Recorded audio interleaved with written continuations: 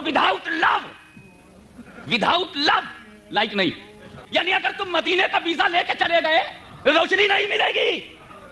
तुम जाली चूम के भी चले आओ रोशनी नहीं मिलेगी। वहां खड़े होकर अस्सलाम अलैका या रसूल अल्लाह कह के चले आए तो कोई जरूरी नहीं कि रोशनी मिल जाए। मेरे दोस्त, अगर लव है तो जाओ तो भी रोशनी, और यही रह जाओ तो भी रोशनी। मेरा मुस्तफा तुम्हारे जिस्म का मुहताज नहीं। उसकी नजर न तेरी सूरत पर है, न तेरे रंग पर है, न तेरी नस्ल पर है। मुस्तफा की नजर ज्योग्राफी पर नहीं है। मुस्तफा की नजर तेरे चेहरे की बनावट पर नहीं है, कल्ब की कैफियत पर है, दिल की हालत पर है, हार्ट की स्पिरिट पर है। स्पिरिचुअल स्पिरिट को मुस्तफा देख रहे हैं। अगर हिंदुस्तान का गोरा बागी हो तो ठुकरा दिया जाएगा, और हब्श का काला बिलाल आशिक हो तो उस बिलाल को कमाल दे दिया जाएगा, जाहो जलाल दे दिया जाएगा। इसलिए कि बिलाल का चेहरा काला तो है मगर आला तो है। अल्लाहुम्मा सल्ली अला सय्यदना मौलाना मुहम्मदिन व अला आलि सय्यदना मौलाना।